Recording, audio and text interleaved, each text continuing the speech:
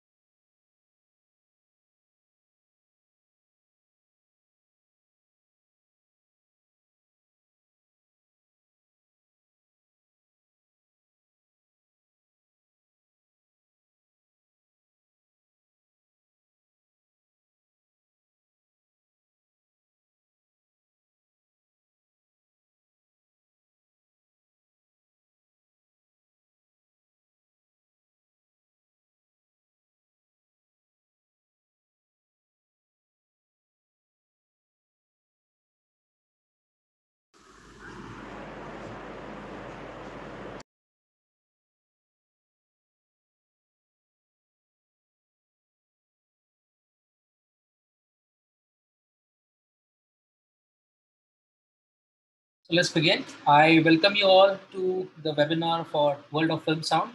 And let me quickly introduce you to our panelists today that we have.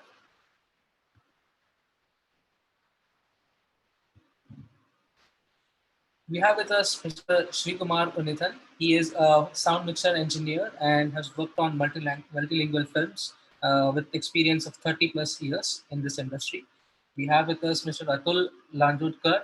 He is a production sound mixer. Have worked on recently has worked on the web series by Amazon Prime. Has worked on a national award-winning film called Moonka. We also have with us one of our third panelists, Mr. Jamie De Silva. He is working in Kannada industry from Bangalore, and he's also a location sound mixer engineer. So to begin our webinar with, I would like to start with you, Atul.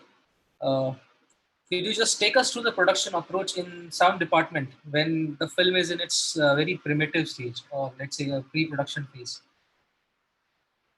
Okay. Thank you, Mohit. Uh, my name is Atul, guys. As Mohit mentioned, I've been working as a production sound mixer and sound designer. Mohit, can you just take us to a next slide, please? Okay, guys. So to start with, this is a film sound workflow. In any film sound production, if you consider from a sound perspective, we start with pre-production first. That is your script writing, location recce, and other different stages, majorly working on the script. Uh, Second step will be your production. That is your actual shooting and recording, video and audio together. Later that we'll have a next step as a video edit. Here we start with the post-production process. Once we log the video edit, we move on to the audio post-production stage. So in this audio post-production stage, we cover from straight from the dialogue editing to the final mixing, to the final product of the sound. And then again, after this, in this post-production, we send a final master audio output to a video editor, or probably there is a separate engineer who compiles your audio video data together and send it to different media.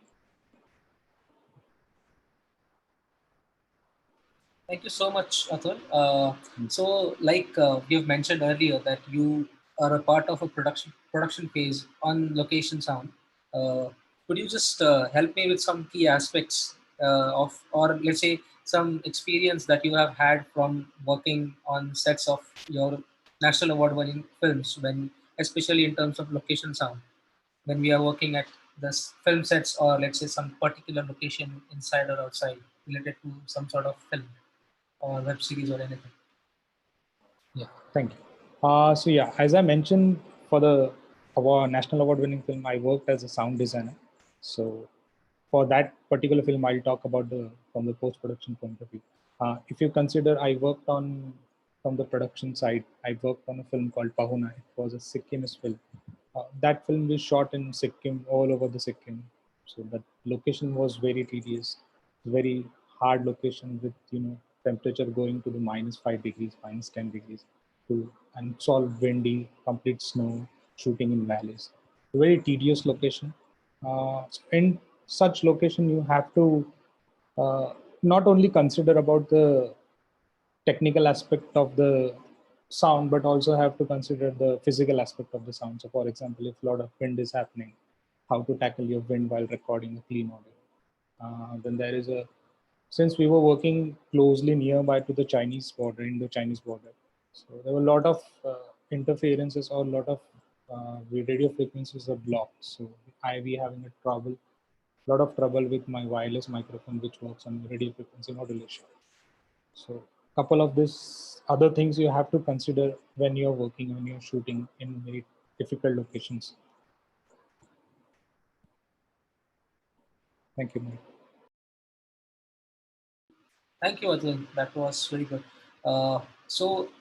Elaborating on the similar lines, Jamie, you also I've worked on a lot of location sound. Would you like to share your experience? Um, sure. So now Atul mentioned about shooting in the snow and um, cold places where near the border where RF is an issue, radio frequencies are an issue. Similarly, like I've as you mentioned, like I work mainly in the southern industry, Bangalore based. Most of my work happens along the coast, by the sea, and in the cities and that kind of locations. So the kind of places that I work in, for me challenges would be more or less about locations in terms of, say, the traffic, or a construction site is a very common issue that we face with wherever we go. Even during the location recce, when the director and probably someone from the sound team goes on location, it might be quiet, it might be good and ideal for the shoot. However, by the time we get to shoot, we get to the production, and we are on location, we are set up, we are ready to shoot, and that's when we realize there is some construction which has recently started in that place. So that becomes a major hurdle for us to get clean audio. And so that is one thing, like being in the city, that is one challenge that we face.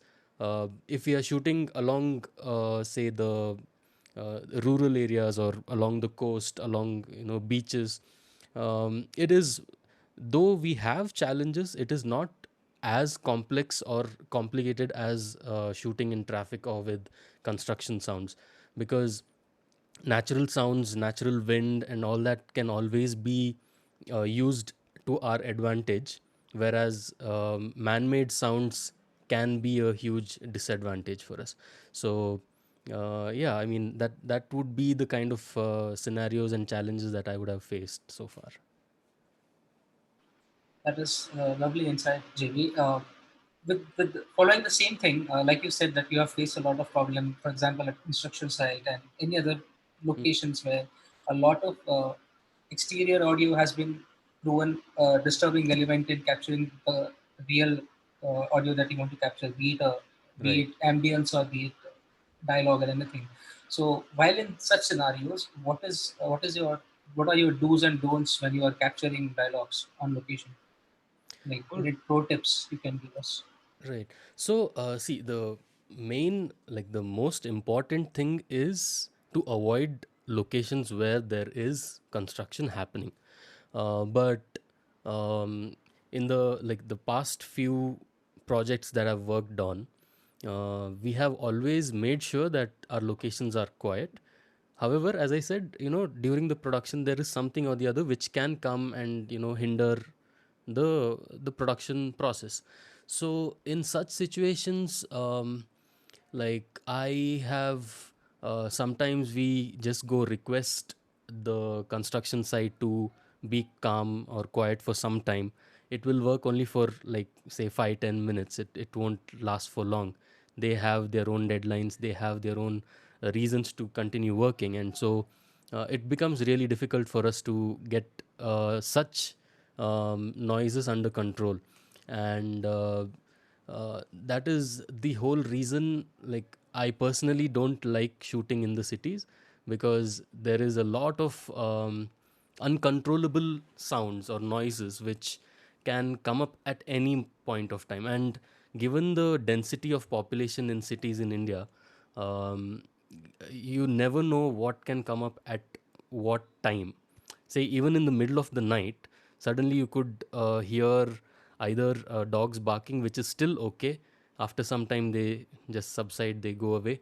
But sometimes people could just randomly start banging metal, or sometimes we have security guards who are constantly whistling, or just walking with a stick and hitting the floor with it, and that kind of sound. So there is some or the other issues, but how do I overcome them? There is no set hard and fast rule as such, but we try and avoid such locations, first of all. Secondly, we try and use the best possible equipment for a given scenario.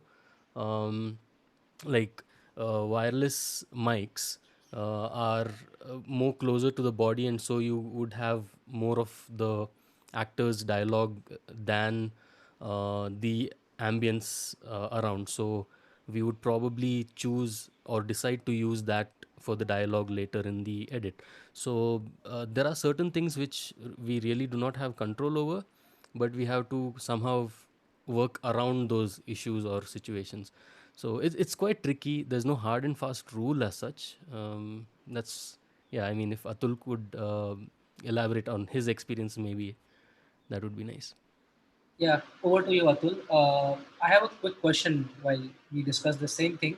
So, like Sure. Jamie, you have mentioned us that a lot of thought processes involved while you decide what locations are we going to choose.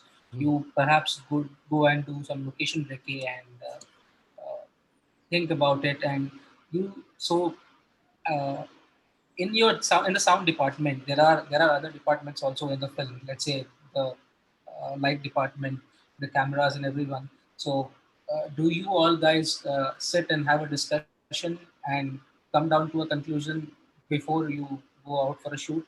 Like what are the process in the pre-production phase when let's say the scripting is happening on parallel to the pre-production phase, or some storyboarding is happening at that phase? So if sound department is involved right when the storyboarding is happening, so do you have your own take on Hmm. or changes based on some location that perhaps you could give some suggestions on what can happen or what should be done to have a better audio quality taken at that point? Like for example, sometimes a cameraman or a DOP has a lot of suggestions over the timings of the shots, if at all it is in an outside location where they want to shoot without any light or something like that. So, in terms of audio, do you happen to have any suggestions like that? Um, I'll take that question. Yeah.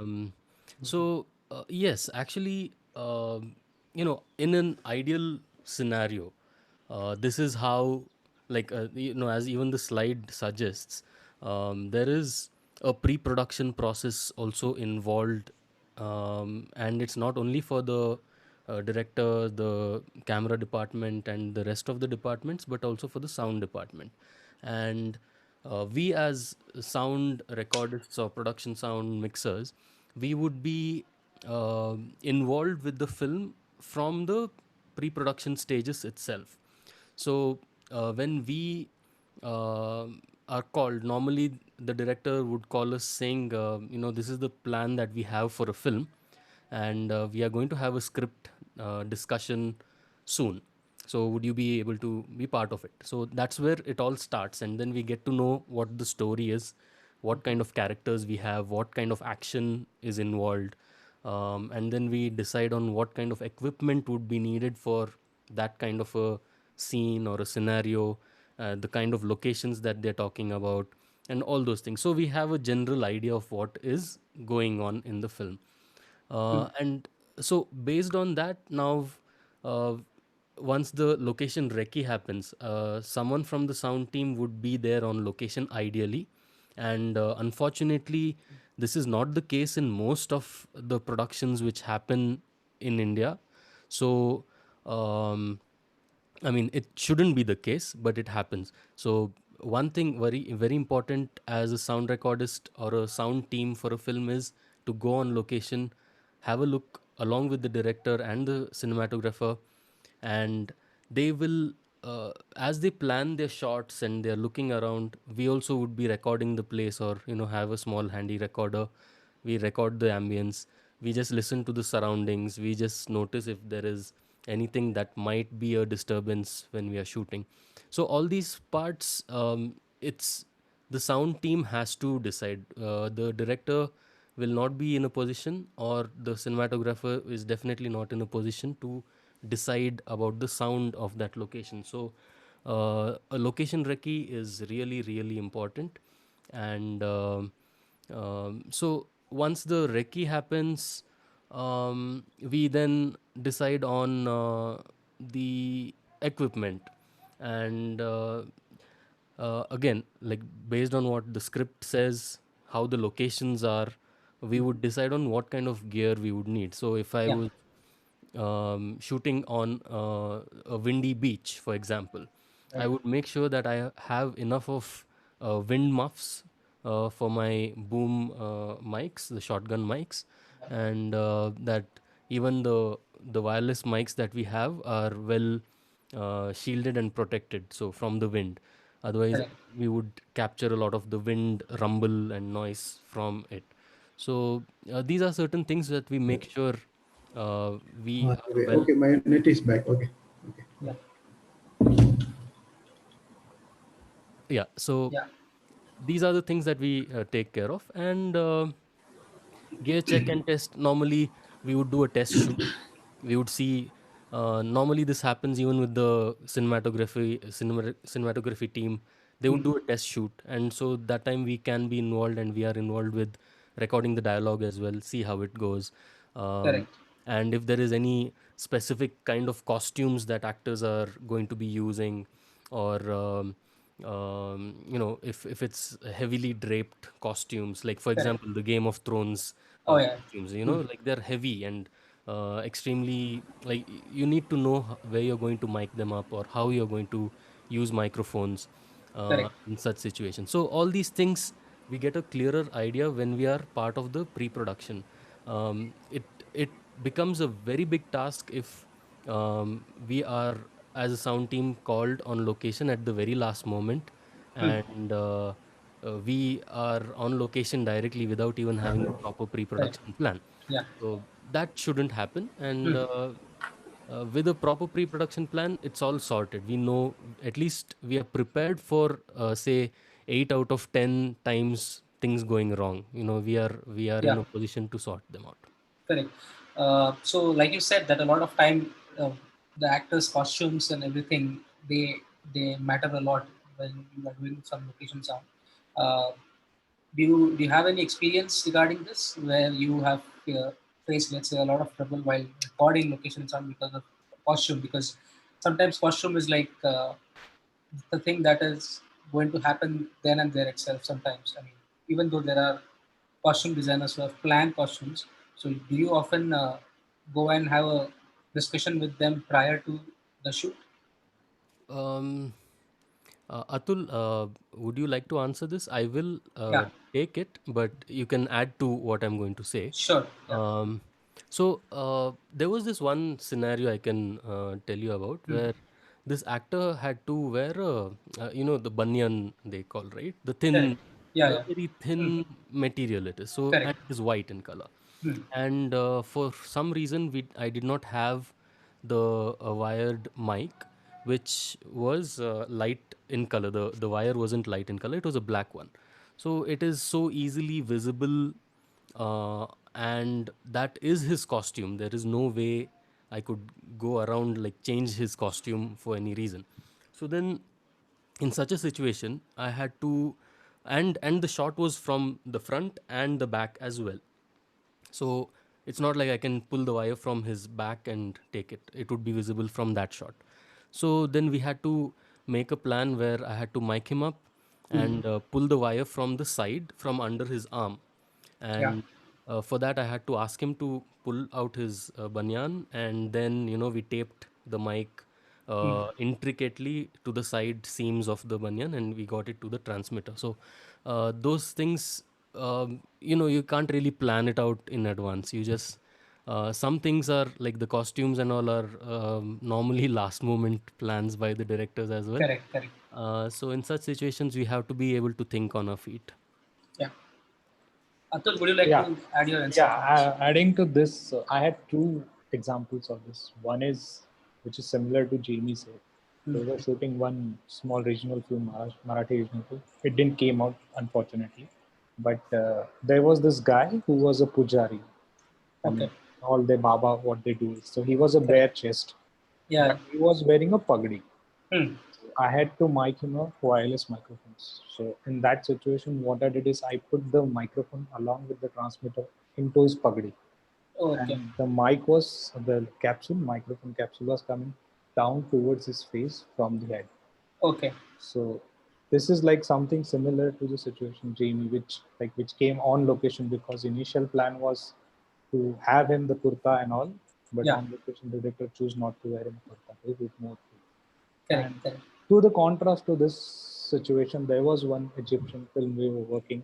Mm-hmm. In this film, this was a film where these guys were military guys wearing jackets and particular military jacket shirts, and a lot of costumes were they wearing, carrying a lot of gun equipments and everything. So Correct. there Correct. was no actual place to put a mic. If I put a mic inside the jacket, it would be too muffled for my sound. So Correct. what we did is like we put a hole into his jacket. Mm. We put a microphone outside the jacket and put the transmitter inside the jacket.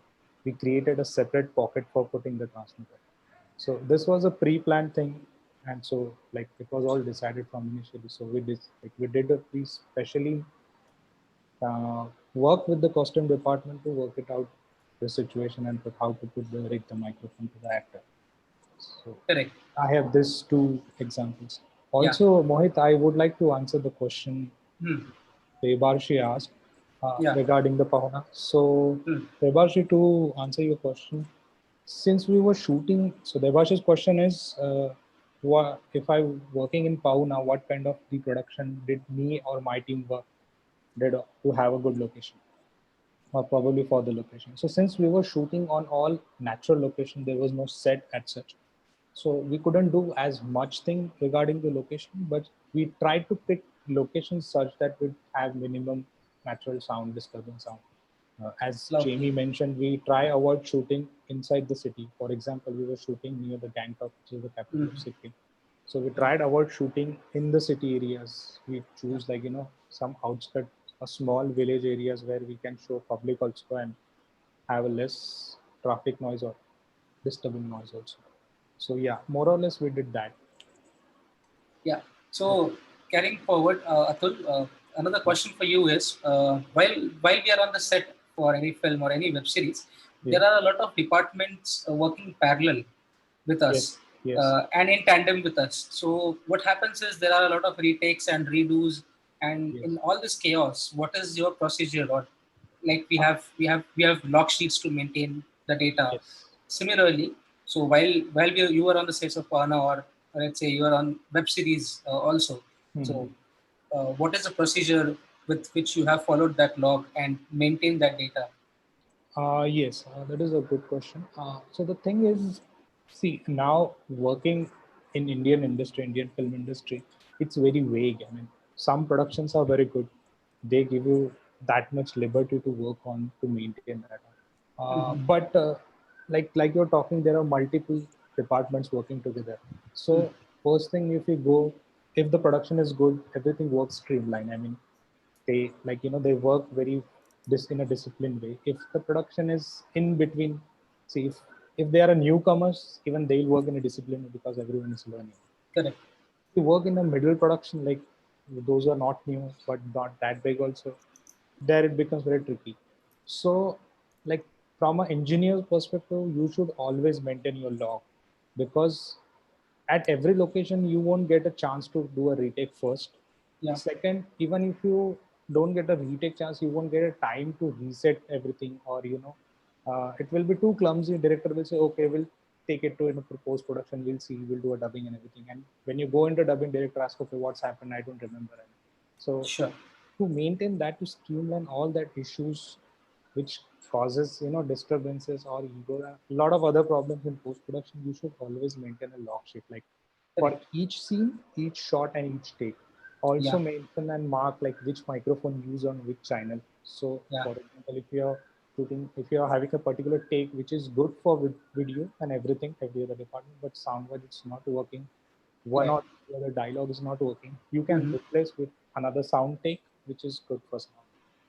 Correct. Yeah. So while in all this process, let's say it was a bad day and you lost your data, and what is your experience with having backups? Like has uh, backup proven you to prove to be the most important thing for you, or is there an experience you can share with our viewers? Yes, yes. So this thing happened to me. It's a very like in a way it's a very unprofessional, but yeah. One of my assistant was working in one of the TV commercials I was working. What happened is it was heavily raining and I had to Hmm. leave. I was staying far from the location. So I asked my assistant to just copy the data, give it to the production team or respective department to copy. There's usually in a short production, usually the camera attendants, they copy the data for both audio and video. Or in big production, there is a particular person who calls as a DIT. It's called digital imaging technician.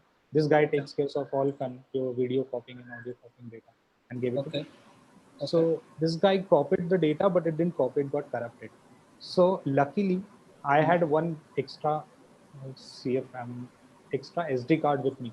So we were recording, my primary data was recording on a CF card and secondary was recording on a SD card. So I had this card with me.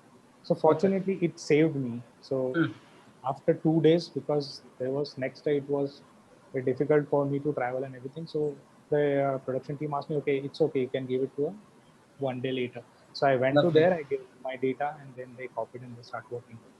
So backup is very important. See, every recorder has two recording medium for you, and usually they have 2 slots of using a memory cards. So always keep a backup. After you copying a data, also keep a backup with you. I still have one of my hard drives from inside it with me.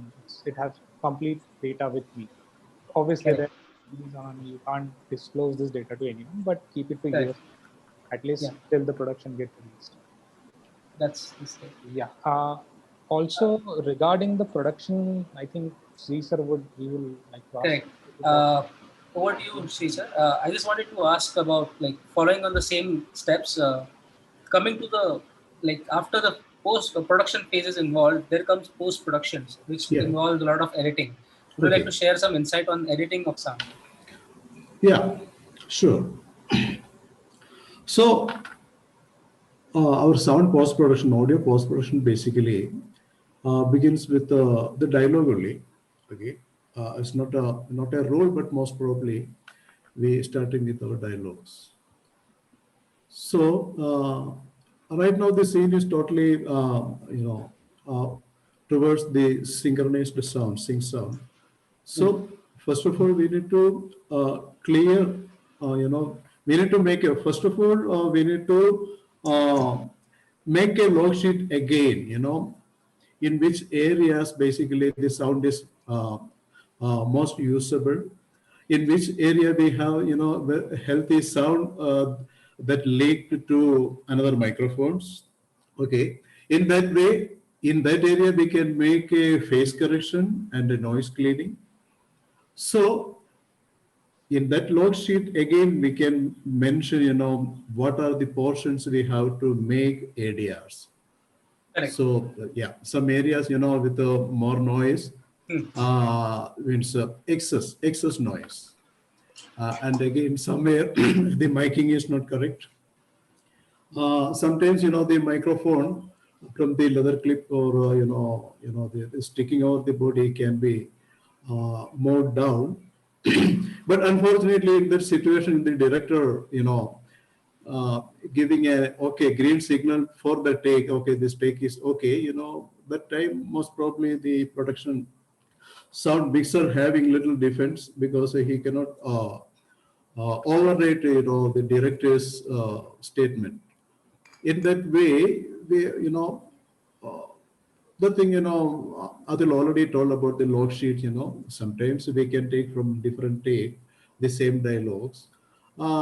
Fortunately, most of the scenes, the speed of the scene will be similar. In that way, we will be able to take some other sound from the thing. Anyway, we have to make another log sheet for the, dialogue editing session also. It can be a soft, you can make the comments over the ADR panels through different DAWs. That also possible anyway. We are the tools like Nuendo and even in Pro Tools, we can make markers, and over the markers we can make a comment like, okay, this area needs to be replaced later, and this area having excess noise, something like that, all the thing. And first of all, the phase correction is a very important thing according to dialogue editing, because the sonic differences is evident if you're using the single microphone signal from the actor or actress, and a healthy sound you are taking from another microphone near to the actor, okay, that leaked from the main actor's sound, uh, that also usable. When you're using, you can find the sonic difference, the actual character of the actor's sound coming out. So face correction also, in that way we have to do the face correction process. Okay, it means, the distance between two microphones can make a time shift, okay, a phase shift. So we have to make a phase correction in the editing, in terms of editing. Yeah. And again, noise cleaning. Already in Sync Sound, we are adjusting the sensitivity of the body pack lavaliers and microphone capsules. Yeah. And some amount already we've done the noise cleaning. But when you're going with some other dynamic process in at the time of post production, something can come out in a very drastic way. So there also a process we have to do, that is a noise cleaning. Correct. And again, I came little later, slightly late because of some technical issues. I don't know. Yeah. The ambience capturing from the location is covered or not. Okay, is it covered? No, sir. We want you to share some insights on ambience recording and the locations. Exactly. So it's related with the the noise cleaning also. While we are noise cleaning, the entire noise we won't be able to clear it, because that also having some frequency area of the audio signals whatever we need. So in that way, the possible way to capture the ambience from every scene, from the big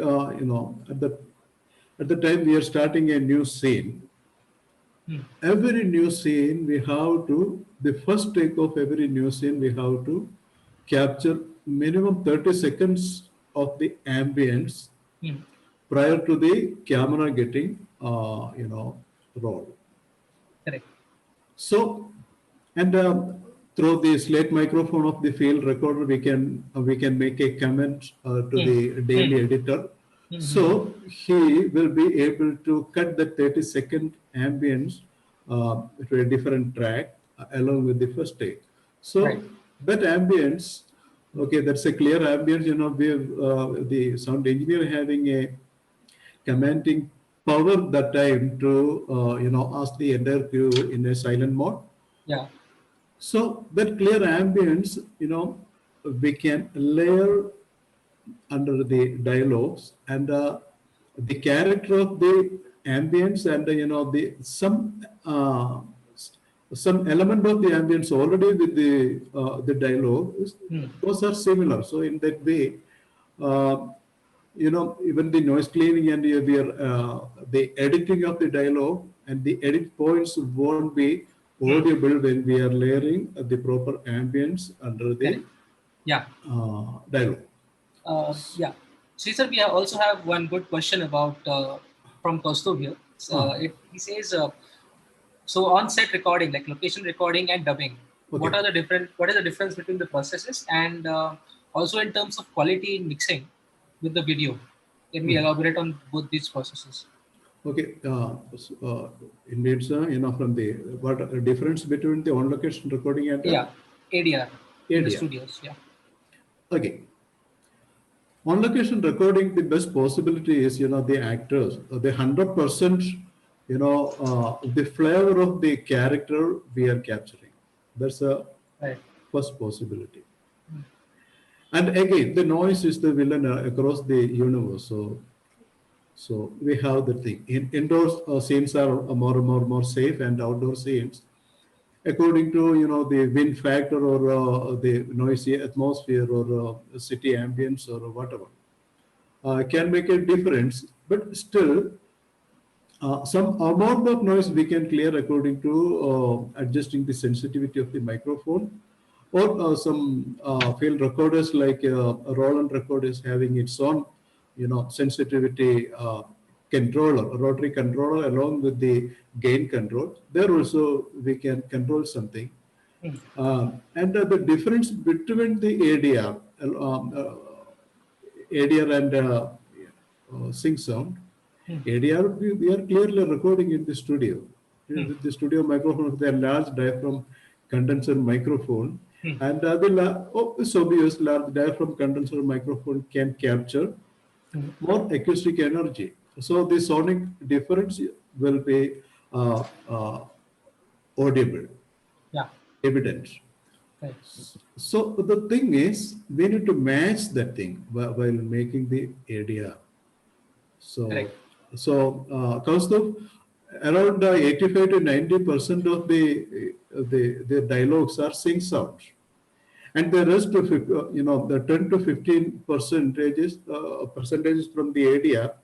Yeah. While you're watching a movie, you won't be able to differentiate that thing. It means the ambience, layering of ambience, making the proper the time and location and space there. And again, at the time of ADR, we have to match the tonal quality, everything. Uh, uh, it doesn't mean depromote the quality of the ADR vocals. Yeah. But the artist can do that thing, and again through the noise cleaning and the layering of the ambience also can make the proper match point of ADR and sync sound. Correct. While moving on to Foley and SFX, in that section, Okay. could you just elaborate the process there also Foley. Okay. for our viewers? Okay. Before going to Foley, I would like to mention something about the usage of ambisonic microphones to capture the ambience. Yeah. So the format, the audio formats totally changed. We started with a mono channel, a mono mix. After that, the stereo mix. We got little space to move the objects. Right now, the technology is there with the object-based immersive and the beds. But along with an overhead stereo system or a stereo speaker or a mono speaker, and again the object-based immersive. It means the ceiling speakers. Okay. It means right now the output we can provide basically like a natural hearing world. So how we perceive, if you're witnessing a location, around you and overhead you, Right. how you can feel the ambience, the same ambience we can recreate there in the cinema theater, movie theater, or in a home theater system. Correct. Through Dolby Atmos or Auro 3D or DTS X, something like that. So it means, and again, the DAWs like in Nuendo and soon David Pro Tools also going to provide that ambisonic track system. Directly you can import the ambisonic tracks, mean the first order, second order, third order of ambisonic tracks. You will be able to import to your DAW. Yeah.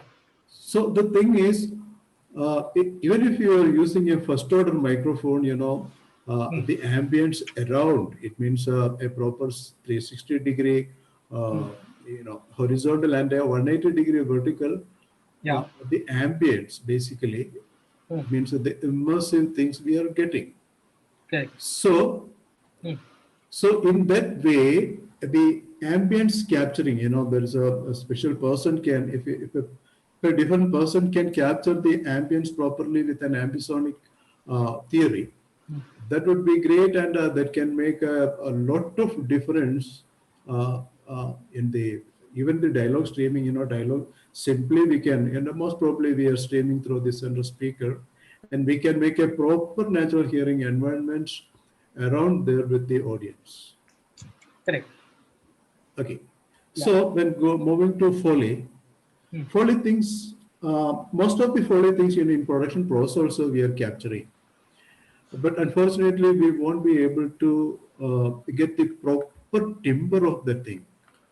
It Okay. means, in a closed road, if some footstep is showing, someone's, in a closed road, we have to give a proper definition, Hmm. definition of the footstep and address to a related speaker. Yeah, correct. So, uh, on the on location recording process time, even Yeah, that time, capturing time, we can use some planted microphones to get that thing. Still, the noise ratio can be a different thing, and again, we need to give a clear picture about the incidental sound effects. So it's better those sounds. If it is a good one, if we have, we can use it.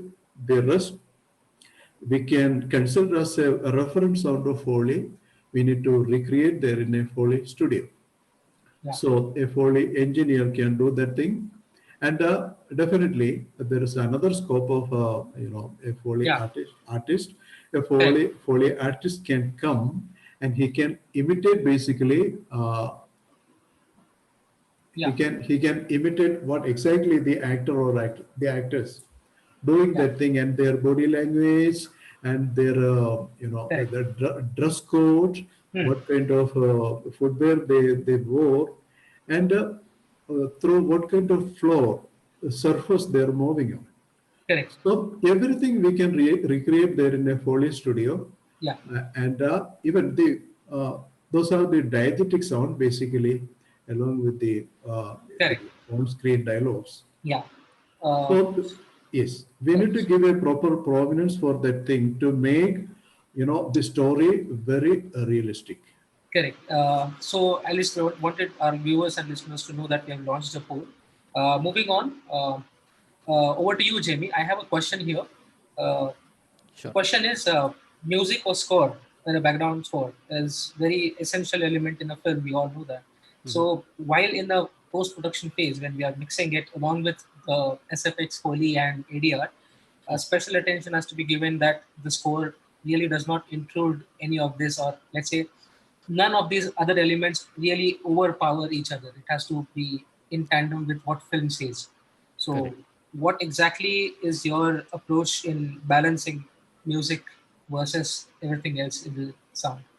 All right. So, first of all, it would be interesting for everyone to know that the music that is mixed for the audio launch, or just for listening purposes, is a different mix compared to what is mixed for the film sound.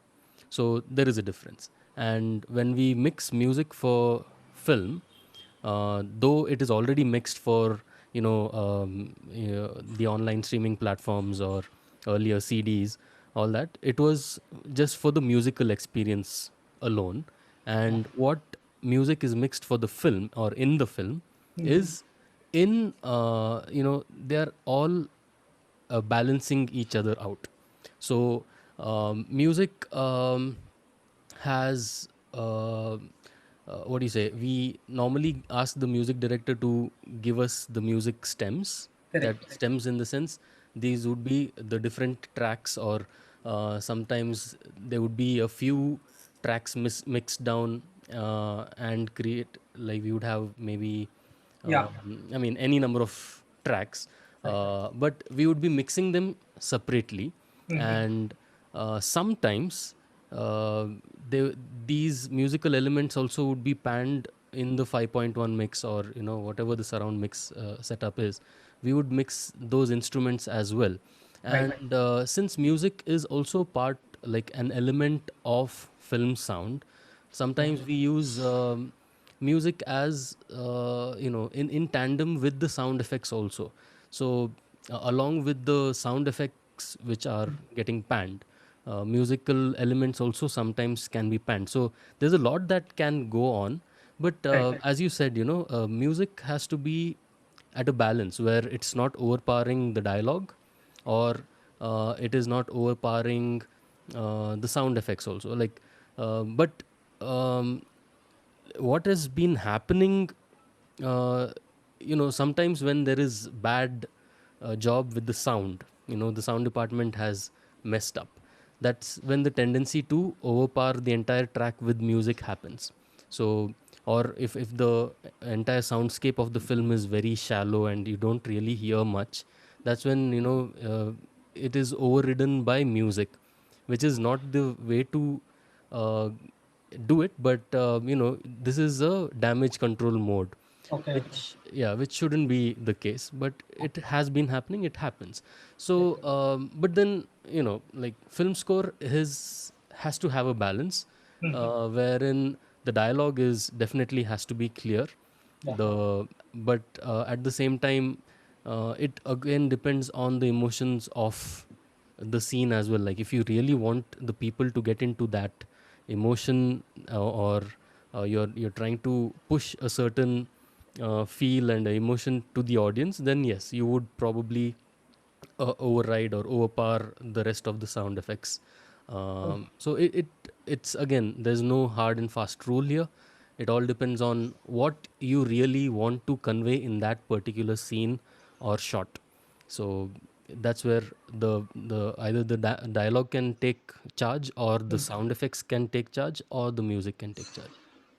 So, Jamie, do we follow the similar procedures of balancing music in, let's say, all the formats that we have right now? We have a lot of sound formats, including starting from 5.1 to Hmm. Atmos, and like Yeah, from all these perspectives. Also, let's say in terms of web series, the online streaming platforms where right. a lot of binaural audio is also considered. Hmm. So in that case, does the approach changes because then binaural is in the perspective? You're talking about music, and like Yeah, specifically about music, music and balancing audio in binaural audio when it comes to online platforms like streaming platforms, right? because Uh, the yeah because on online platforms the game changes. It is not theater anymore. People Correct.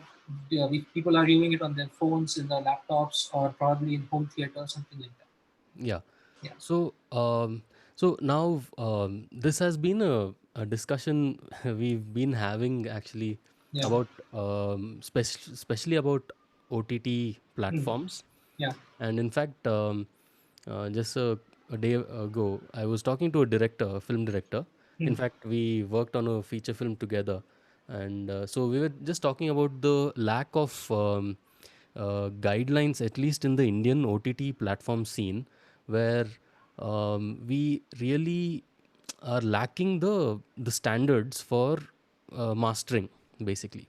So what is happening is, um, the normal trend has been, okay, you do a 5.1 mix for the film, Hmm. and then they probably just run it through a a preset mastering level, and they just render it out, and then they bring it onto the OTT platform. So unfortunately, at least I'm, like, currently I'm not aware of any difference in the mixes happening for OTTs compared to what is happening for the multiplex or the theater mixes. Hmm. So I think, like, the OTT is still a very young platform, and so the guidelines are yet to be set. Netflix has a Yeah. very strong guideline. Correct. Amazon not that much, especially for the regional content. Correct. And Correct. the others, as it goes down the ladder, I think the what do you say, the standards are not yet there in place. Hmm. So right now what is happening is, it's just that one mix which happens at the 5.1 mix Correct. stage, and that Hmm. itself is then mastered for different platforms. Correct. Correct. Okay, Uh, can I? sure, sir. I'm just coming over to you right now. So, Okay, like, could so you? for the same thing, I have a different opinion Yeah. about the Netflix thing right now. Netflix are streaming through the Atmos platforms also, and basically an Atmos encoder means the proper metadata encoded. A decoder can do some jobs. Basically, itself is realizing the available addresses means speakers, how many speakers have connected, what are available according to the available thing, automatically the metadata, okay, uh, making a down mix and giving a proper thing through the Dolby Atmos platform. So that is available in home theater systems and Netflix everywhere. Yes, getting. Hello. Yeah. Okay. Yes, sir. That is available right now. Okay, but in Indian condition, we have to go a little more about to grab that thing. Okay. So for that thing, we will have a different discussion about Atmos later. Okay. So okay, right now you can come to me with a different question. Sir, like moving ahead, Ah. following the same question actually, we have different surround sound formats, right, Okay, from fine. 5.1 to Atmos. So, would you like to discuss something about Dolby Atmos? Okay, And 5.1, yeah, right? yeah, Okay. Okay, 5.1 basically is the traditional way of a predefined, a channel-based streaming system. It's a predefined one. 5.1 means just, five regular speakers plus a subwoofer and placing in a 360-degree. Okay, it's a channel-based. It's not a immersive basically.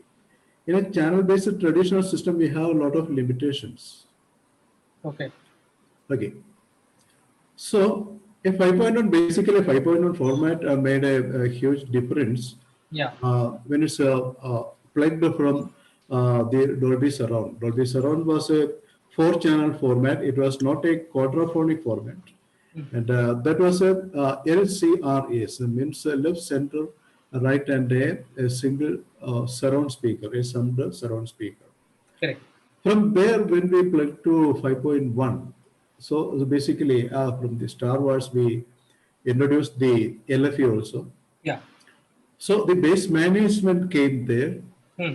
okay, and the sound surround speaker Right, changed it to a left surround and a right surround, and it made a huge change for correct, delivering this sound to the audience, and again delivering a proper natural hearing environment. correct, Okay, but the thing is, the technology and the audio engineers, the space, they are always looking about the space to make more realistic. That's the yeah, reason, the Dolby Atmos came, and even before Auro 3D also came. correct, Auro 3D came with a single overhead speaker. Okay, later Dolby Atmos came with a stereo overhead speaker with the heighted speaker. Heighted speakers means you know the object-based immersive system. Object-based immersive means OBI platform. So the difference is a huge difference basically. We were getting the sound around through a channel-based, a traditional speaker positioning system with a 5.1. yeah, So that experience totally changed, and we got a uh, very novel experience through the Dolby Atmos. And even the best possibility is even a channel-based, immersive and object-based immersive can be worked there with the Dolby Atmos. So, and again the object channels and the total capacity of the Dolby Atmos is 128 channels. Okay, you can assess right now the difference between 6 channels and 128 channels. correct, Out of 128 channels, there are 10 channels considered as a bed. The bed is 7.1.2. Okay, it means a traditional 7.1 system with a stereo overhead. yeah, Plus ceiling speakers, it means the heighted speakers. So even the metadata, we can store the information about even the height and the difference between the screen channels of the heighted speakers. With the heighted speakers, we can store on the metadata. Correct. So the metadata basically sending to an encoder, and again encoder to a decoder. It means the film cinema theater or a home theater system having an encoder that is basically a receiver. Okay, so a decoder, sorry, a decoder. Whatever encodes, is gonna be received through the decoder, and the proper metadata getting placed with the available addresses. Addresses means the speaker system. So we need to address different channels like objects. In a channel-based predefined system like a 5.1, Mm. okay, the limitation basically, uh, the speaker positions are matters. Okay. Okay, Mm. speaker positions are the matters. Mm. But Right. according to the object based, the Dolby Atmos basically is object based. Every instrument is an object for Dolby Atmos. Correct. Okay, object-based thing and the object-based immersive sound also there. It means the heightened thing. Even okay, there are two customization you can do in Dolby Atmos. It means uh, you can make the heightened speaker. You can customize as a channel-based way or an object-based way. Channel-based way, you have to give a feed to the metadata by panning the heightened speakers. For example, for a live Atmos production, like for some sports venues like stadiums, galleries, we can make a usually we make a 5.1.4. It means for ceiling channel heightened channels are there. Okay, even the height you can make through the panel, to the z axis. There are x, y, and z axis are there. The z axis, you have to keep in 100%. It means in more in height. If it come down, definitely, if the panel by default position, Yeah. or the panel default position is in the center. Correct. Correct. Okay, so if it comes down, basically those things can come to, the 5.1s, the center speaker, through the center speaker, Yeah. that will get a high. So that's the best way, you can keep it in a Z axis 100%. So more height, through the height, you can make. Even Sure. the entire ceiling, the ceiling speakers, okay, Yeah. it means the object-based immersive. I Mm. can be pan totally down to make an impact for a big situation also. Correct, sir. So Okay. it's a lovely discussion. The Yeah. thing is, we have discussed the entire film sound process from pre to post as of now, Okay. and along with all the technicalities, it is clear that a lot of team members are required. We need a huge team, right from pre-production to post-production in Okay. any film sound. Okay. So it obviously opens up a plethora of job opportunities and career opportunities for a lot of viewers who are there with us right now. So we would like to take them towards the job profile so that it opens up a new horizon for career perspective. Let's say in production and post-production phase, there are a lot of departments where people can start their career in or be uh, up in the game. So Jamie, I would like you to discuss about production sound mixer and on location sound because you are into location sound. You and Atul can please describe it to our viewers. Sure. So now production sound is a totally different ball game compared to the post production sound engineering, or that department, mainly Absolutely. because we are dealing with outdoor locations. We are dealing with conditions that are not in our control, whereas in the studio environment it's completely different, right? You have complete control over your environment, your gear, everything.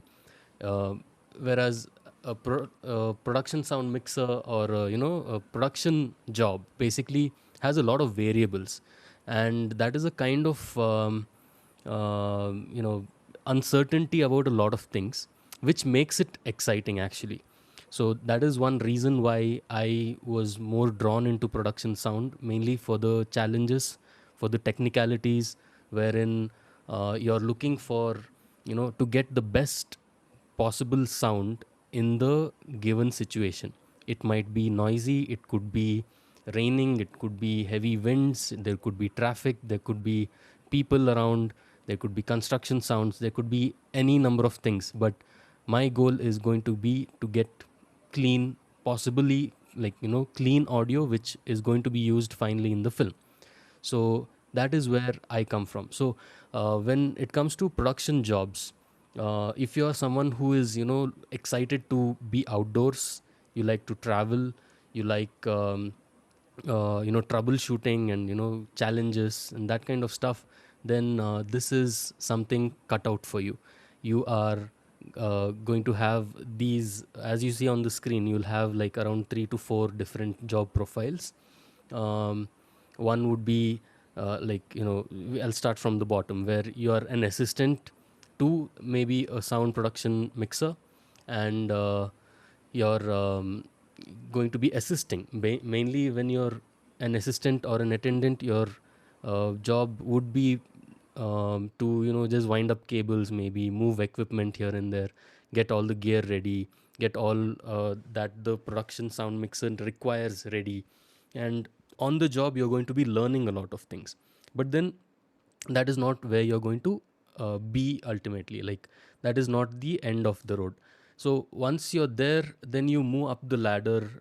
Probably, you know, as you assist, you're going to learn, and you're going to see, boom operating seems to be a very simple job, but it's not as simple as it is.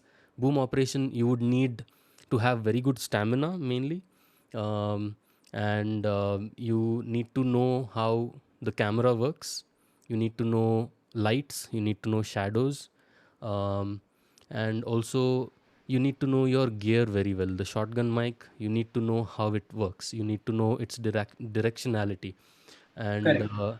without which it's going to be really, I mean, you might have the best of equipment, but you might not get the best audio quality if you do not know how that mic works and how you need to position it. So I know of a lot of goof ups which have happened in production sound because the boom operator was not competent enough. So that shouldn't be the case, and you need to be at your game. You need to know your shots, you need to know the lens on the camera, what kind of shot is there. If it's a moving shot, how are you going to move along with the camera and the actors as the shot moves? So without you know, getting your boom in the frame, and without having your shadow or the microphone shadow in the shot, so it is challenging, it is exciting. But again, so that is one job profile, that you have a boom operator. Then we have something called the ambience mixer. That's a relatively a new term. As Sri sir mentioned, you know, the ambisonic setup, where you're recording ambience in surround sound. So that itself becomes a new job profile, where you go to different locations and you're recording just ambiences, and you will find ambisonic soundtracks right now on certain websites, and if you have a setup to listen to it, it's beautiful. So that itself has opened up a new a job profile, so to speak. At one time it was binaural audio, which you mentioned earlier, Mohit. So Yeah. similarly now it is ambisonic, and probably it will Correct. move on, you know, to something else sometime. But yeah, that is one profile. And then ultimately the production sound mixer, and this production sound mixer could be the same person who is ultimately going to be the supervising sound editor or the sound designer for the film. Okay. And he would be handling the entire sound, or, you know, he would be taking the sound of the film to a different level. Correct. So Yeah. those two profiles might merge, but on location, my job as a sound production, I mean, production sound mixer, would be to record clean audio and make sure they are properly logged, Yeah. and that we get clean. I mean, we do not have any disturbances, and mainly coordinate very well with all the other departments to know that Yeah. okay, we are on the right track to get good production sound today. So these are the overall the 4 production profiles that I can think of Correct. for job profiles. For those who are starting their career right now, or let's say are in student phase, what are your tips for them to secure their jobs in these fields All right. in production? So um, I could just share my own experience also, Yeah, wherein I, since I, even you mentioned that I started in Bangalore, and correct. when I started in Bangalore, we did not have any production sound recordists as such. So that was a Okay. new profile in Bangalore. Oh wow. And I was very keen that I want to stick here. I didn't want to, like, move to Mumbai for whatever reasons. Correct. And so I had to now start on my own. Now it had its own advantages, it had its own disadvantages. Right. Now, since I started on my own, I had a longer learning curve to just figure out how things work. What I Correct. mentioned about, how a camera movement is going to be, what lens is going to have, what kind of a shot, mid shot, close up, wide, all these things I was just learning on the job. I didn't really know in practical this thing how this is going to work. So it's a big learning curve. But if you're going to start as say an assistant on location to a production sound mixer, you're going to learn um, fast. That's one thing. You're going to get good gear that you'll not be able to afford, or you're not going to be able to use on productions that you're working at when you start on your own, because you do not have the experience, and without experience no one is going to call you on a big production film, right? So um, that those are the two sides that you would have to look into, saying, should I just assist a production sound mixer and learn the trade with him, and work very hard to just learn and make sure that I get good quality audio in whatever I'm doing, may it be a assistant data transfer, or it could be first time going to get an opportunity to operate the boom pole. Will I be able to make a good impression, good quality audio? That is the questions that you would have to ask as an assistant. If you're starting on your own, you're going to start small. You're going to start where it's going to be a long way ahead. But again, it all depends on where you are also. As I said, Bangalore wasn't a place where I could assist anyone because there was no one here. I in fact started on my own, and now 10 years down the line, I see there are so many other sound recordists doing what I'm doing. So I think that's where you need to decide what your approach is going to be. Either you start on your own, start small, but that's a long task, long way ahead, or assist somebody. It might be more difficult, but you're going to reap benefits sooner. What a lovely take, Jamie. Over to you, Atul, right now. So, in post production, we have a job of dialogue editor and sound editor and Foley editor. Also, in our Q&A section, we have a lovely question about the fact that uh, whenever we whenever scene is being shot and there are multiple people acting in it and there is a bleed in your main microphone from some other actors dialogues, Yeah. what is the process or approach for cleaning that dialogue, or let's say in dialogue editing or sound editing? Yes.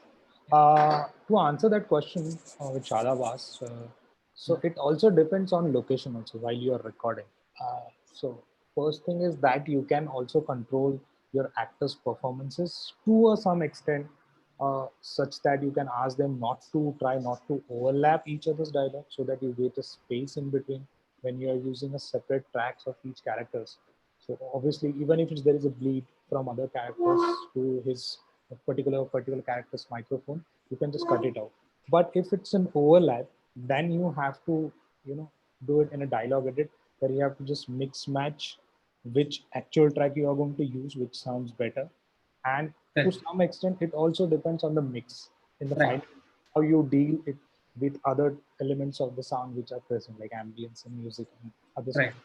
Right. So on production side, it matters a lot. Like if it's not possible for you to change or change the rhythm of the performances of the actor, so you just have to go with the mixing. There is also one more technique which television engineers use. So Yeah. in televisions, what they use is they working on a very limited resources, and everything was getting recorded in the camera itself as a studio channel. So for example, if you consider there's a TV show is happening with 6 characters, they use a location mixer, like a proper mixing console. It has 6 microphones, 6 characters coming to it, and stereo output going to the camera. So what they do is they actually mix, like whichever actor is speaking, they just put that fader on of that particular character and just mute it out other characters. So that is like a very fast. That's why actually the term comes as a production sound mixer, because location sound engineer actually used to mix on location. Yeah. So coming back to the job profiles of the post production, Yeah. so to deal all these issues, this is the job of the dialogue editor. So he first sorted out all your production sound as a Correct. character.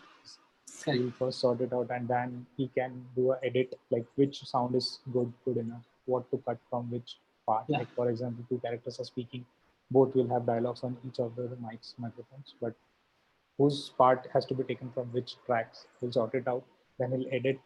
Then probably, as Reeser also mentioned, they do a noise cleaning to some extent. Then we add ambiances, we add room tone to match the presence of the room. Correct. There is a job profile which actually comes in this category. Actually, it's a ADR engineer. So he actually records your dubbing sessions in the dubbing studio. So Right. this profile exists, so I mean, on the same page of the dialogue editor, and they more or less work together. Like as soon as the dialogue is sorted and dialogue is edited, they send which are all dialogue need to be replaced. I mean, which are all dialogue need to be dubbed. So they just Correct. send a log sheet as per availability of the characters. The ADR engineer records and send it back to dialogue editor. Then the dialogue editor matches both production sound and dialogue sound together and just send it to a sound editor. Correct. If you move to a sound editor's job is to majorly this sound editor can have a multiple engineers. Like there can be a track lay engineer who's working on ambiances. He just lay out all your ambiances tracks. There will be a separate SFX engineer who will Right. just lay out all your SFX sound effects. Like for example, if you have an action sequence, there will be all punches sound, there will be a hitting sound, there will be all bike sounds, car sounds. All these SFXs are being laid out, have been added separately from the libraries by this SFX engineer. And the Right. sound editor will edit both these elements, ambiances and SFX together, and just match it, place it where it is supposed to be. I mean, obviously, Yeah. each respective engineer, ambience or SFX engineer, put it on the same timeline, but the dialogue editor job is to edit which part should be cut down or which next element should be started at what point. That is what makes this sound editing very difficult. Like the best example is everyone knows a Mad Max Fury Road. Correct. This film got the best sound editing at Oscar. So because there are a lot of sounds were happening, and the dialogue editor job is to cut down each SFX or sound effects at particular time as per the video edit. It gives a punch to the visuals. So that was sound editor's job is. Then it moved, and in India, what we call like more or less sound editor is a sound designer. That's what Correct. sound designer do. So in India, actually, we won't find a particular person as a sound editor. Yeah. India, we called it as a sound designer. So he's take care of everything. I mean, he Correct. himself can do a dialogue edit also. He himself can do ambience and tracklay, or they can outsource it to separate engineers. So you have like multiple options when starting as a engineer or going into industry. Correct. Foley is altogether a different department, so they work very separately usually. Most of the cases, Foley department will be a separate. The Foley studios will be separate. There they'll have a Foley engineer who will record and edit. And there is a very important person in this department who is called as a Foley artist, Correct. because Yeah. everything in Foley depends on the Foley artist, Yeah. how he performs, because the Foley artist job is to enact the performance which is happening in the scene to recreate the same sound. Like for example, if a woman is walking down the streets, so he Right. have to walk, make the footstep sound as per the woman's movement, or whatever the clothes she's carrying, whatever the accessories she's wearing. So we have to make all the sound as per her movement. Correct. So it's very Correct. difficult. I mean, it's very nice and very creative job. There is a Agree. dedicated Foley artist post in like an industry, but Yeah. an engineer who's well versed with technology and is good with his creativity and creating sound himself can also turn into a Foley artist. Correct. So when we come to mixing and mastering, Yes. I would like to ask a question to Sri sir that this is like the final stage of the post production where the film is wrapped, like completely done. So at this particular point, a lot of experience is obviously required to work in this department. Yes. So could you just help our viewers understand the Okay. career perspective here? The surround mixing and mastering, right? Correct. Okay. So there is a misconception for the with the layman. Surround mixing is it means the entire sound should be provided or delivered through all the speakers. So there is a misconception. The concept basically according to the storytelling process. According to the storytelling process, we can find the on-screen and off-screen sounds. It means diegetic and non-diegetic sounds. Okay, and passive diegetic sounds are there, and the actives are there. So for all the sounds, so different kinds of sound, we need to find a space to deliver a proper natural hearing environment. That's a concept of a surround sound mixing. It means if you're witnessing an incident, how you can perceive the sound around you and overhead you. In the same manner, we need to recreate the thing without having, the communication between the screen and the audience. Okay, it means the sound engineer should sit as a listener. Okay, so sometimes he can forget. He's not he's a sound engineer like that. He's a listener. Whatever he's making, the beneficiaries are the listeners. So in that, concept, he has to mix that thing. So mostly the dialogues basically defines the meaning of the storytelling process. In that way, Right. the dialogue should be very clear, and so more strength should be there to communicate with the listeners, because the dialogue basically grabbing the listeners and making a trip through the entire storytelling process. So the dialogue usually we provide through the central speaker. Okay, in a stereo system before, it means the film Dolby Stereo. The dialogues were coming through a phantom center, but when the LCR concept came, okay, the dialogue started coming from the center speaker. There is a good method, and the other sound, we have a space to deliver through different areas. So, and again, while you're doing the ambience is around everywhere.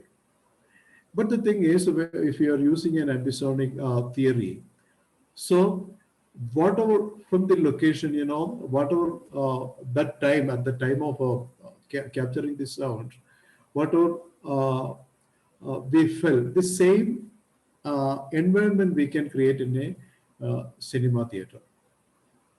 Okay, and again, layering the background score, that is a critical thing. So in our Indian conditions, I'm not against Indian, the way of music mixing for film tracks. So the background score, we used to play very, very, very louder, like the mainstream music, like impactful music. So okay, there should be a concept to keep that thing background. Why we are calling the background score? Okay, so we need to find exactly spaces for ambiences and the background score. If you play the background score in a very louder way, you won't be able to deliver the ambience properly. Ambience basically giving the time and the location and space. So the thing is, in the concept of mixing, surround mixing, we need to uh, define each and every elements related to the storytelling process wisely.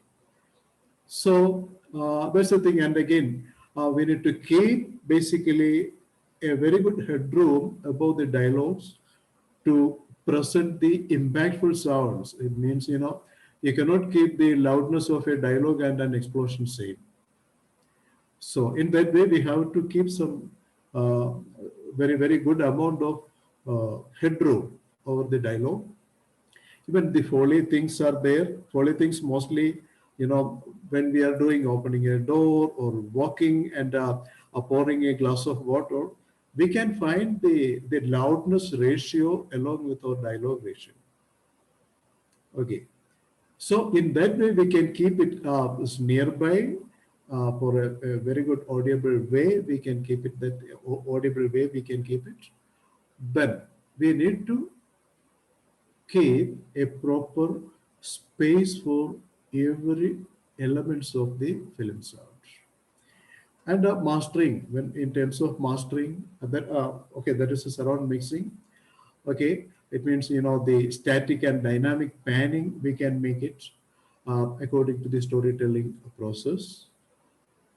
So next thing is mastering. Okay, like a music mastering, we don't have basically a film sound mastering, I think.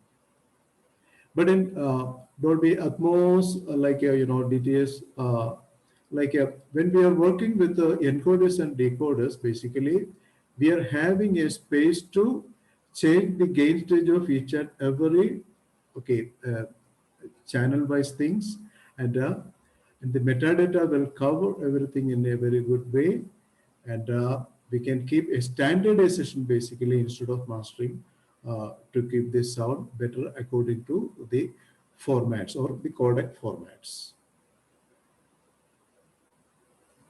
Hello. Yeah, so we would like to move on to our Q&A right now. Any of Okay. our viewers, listeners would like Okay. to ask questions, we'll quickly cover our questions. So there's a question about what is 4D sound. So basically, I think it is a misconception that it is called as a 4D sound. 4D sound. Okay. It is usually the immersive sound that people talk about. Yes, exactly. It means the 3D plus the Yeah, object-based immersive. correct. But calling it 4D is kind of a Okay. misconception. Okay, it's basically it's a higher version of 3D only. Can't consider as a 4D. Yeah, But the thing is, the immersive object-based immersive sound we are creating to fill some areas, because in a traditional, it means a conventional predefined, the multi-channel mixing, we Yeah. cannot find the immersive audio. So it means totally we left that area. So in the through the immersive audio, we can define that area also. It means we can hear, a human can hear from around and from above also, right? In that way, Correct. we can make it. Yeah. So we also have a lovely question from Mr. Anirudh over here. Yeah. Jamie, if you would ask, if you can take this question, that in final stages of post-production, how do the sound editor and the film editor cooperate together? Does the film editor have the power to edit the audio too? All right. So basically, what happens is in the post production final stages, the video is already locked. So we are in no way going to be like technically coordinating at that point in the mix session with the editors. So there is basically no such a this thing won't happen. But during the edit phase, maybe yes, we would be talking in terms of this particular shot could be better when we cut it at the sound impact or something like that. That kind of coordination can happen in the editing stage, but in the post production, when we are at the mixing stage, we wouldn't be really in any kind of coordination because the edit is locked and we are working on a locked film. So there is no reason for any such coordination. And does film editor have the power to edit the audio too? No, that it doesn't work that way, because if the film editor, see, at the most they can do, they can censor out, or they can reduce a shot, or they can increase or decrease the duration of a certain clip for some reasons. However, when they try and get the audio to merge, it's going to be a jump in the cut. So normally, even if there is an edit which happens, the sound will be edited by the sound engineer itself, or the mixing engineer, and make sure that they are working in tandem, they are working together. But the film editor in no way is supposed to edit the audio. There is no reason for him to do that. We got an interesting question here. What are the plugins that you use to mix 8D sound? So really would like to interrupt and answer this question, that there is no something called as 8D sound. It is a immersive sound.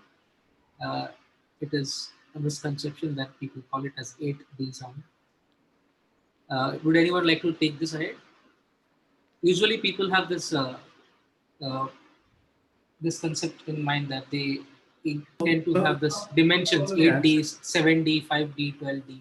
You have already answered the question. Yeah. Yes. And lovely question here again. Like, as a freshman sound engineer, where do I start my career in post production?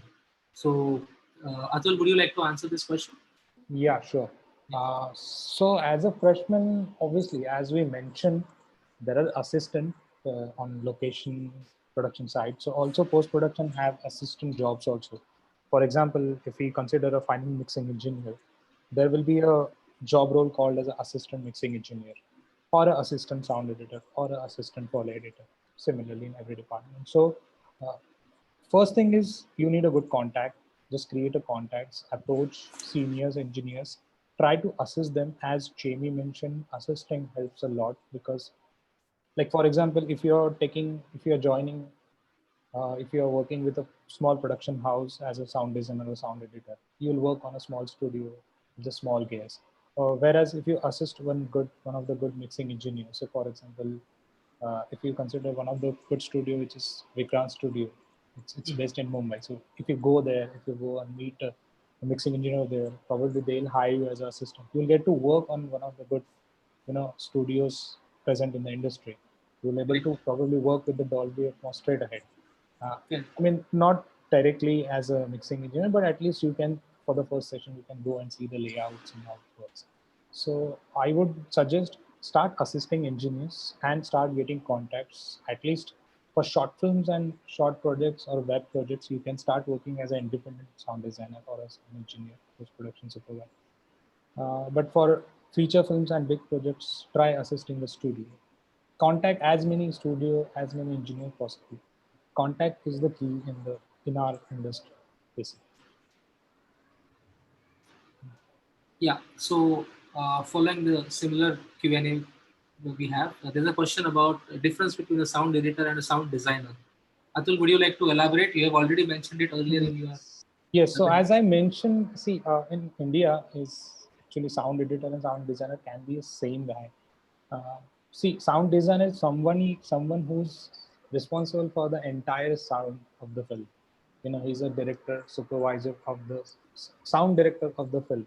So he takes care of your production sound also, sound dialogue, ambience, backline, everything. Whereas a sound editor, if you consider, he's specified to a post-production side. Like he'll only edit the sound which are completely together. So sound editor's job can also be a pre-mix stage, like going up to a mixing engineer, a dedicated mixing engineer.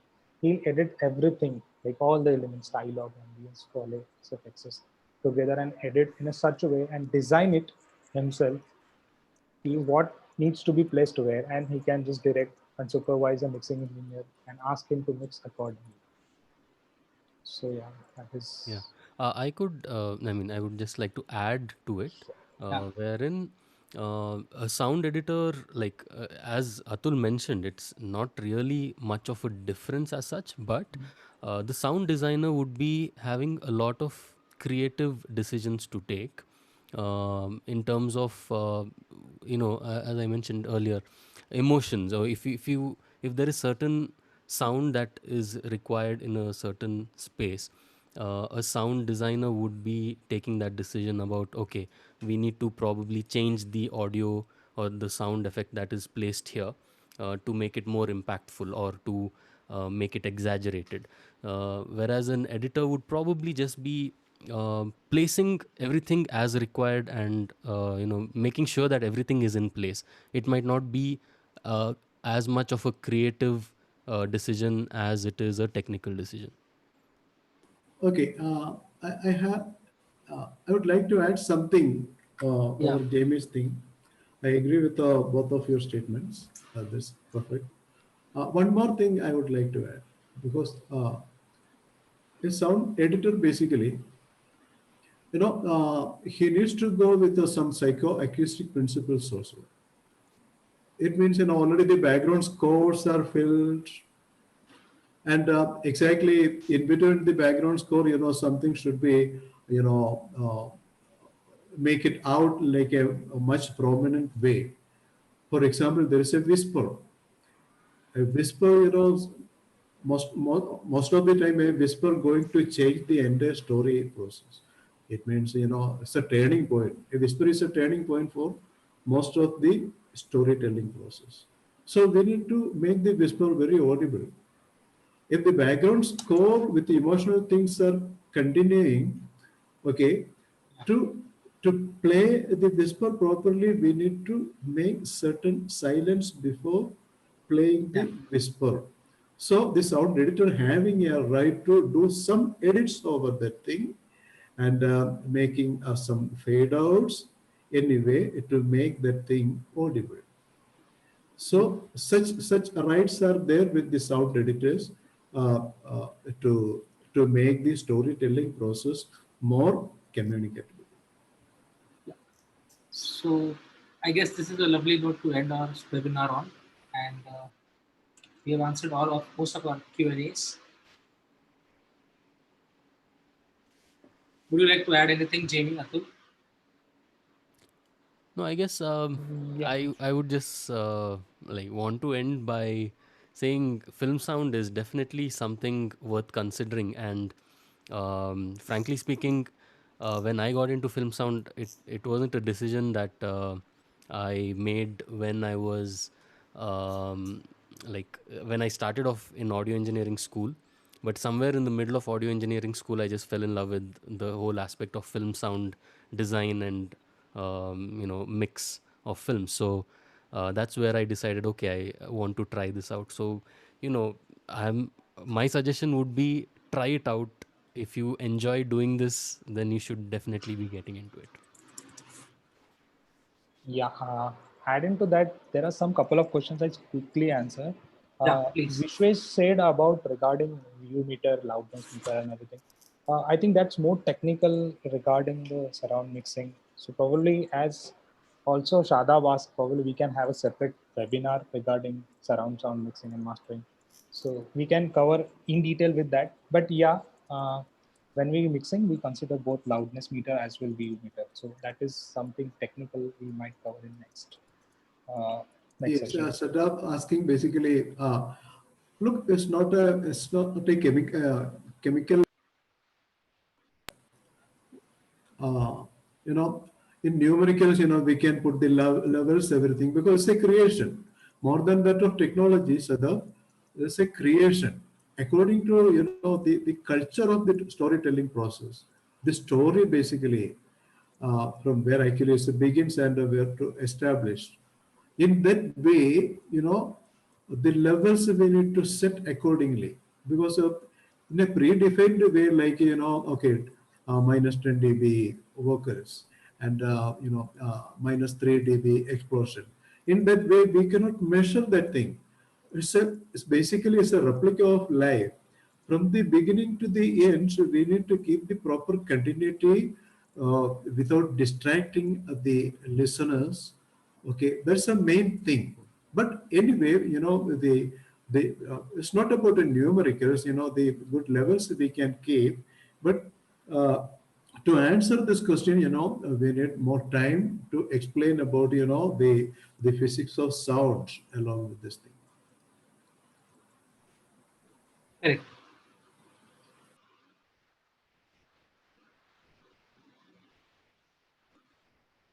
Yeah. So, Atul, would you like to add anything to our Q&As? No, I think we answered more or less everything. Somebody asked good films. You can watch Inglourious Bastards. There's one good film called Kaul. It's on Amazon, I guess. Correct. It's a very, very artistic film. Try watching that. It's very good in terms of Yeah. Uh, there are try a couple of Indian regional films also there. I can't Correct. remember name Correct. particularly. If Jamie have some suggestion, probably you can tell. But yeah, try watching Indian cinema, like good Indian cinema, because when you compare the mixing strategy of Bollywood cinemas or foreign cinemas and Indian cinema is very different. So working in the Indian industry, try watching Indian So, cinemas. That's all I guess. correct. So, yeah, to conclude, would like to add that film sound has a lot of career opportunities as well as upcoming opportunities in many departments, as we have discussed throughout our webinar. And thank you all the panelists for sharing such an insightful information. Would like to conclude here. And again, we can work with the celebrities. Oh yeah. That's the main point we left from the production sound to ADR. We can work with the celebrities. They come and sit nearby us, or we can mic over their body. So those are the Yeah. big things. Correct. Okay, and we can keep good relations and a lot of contacts also. We will get to Yeah. establish. Okay.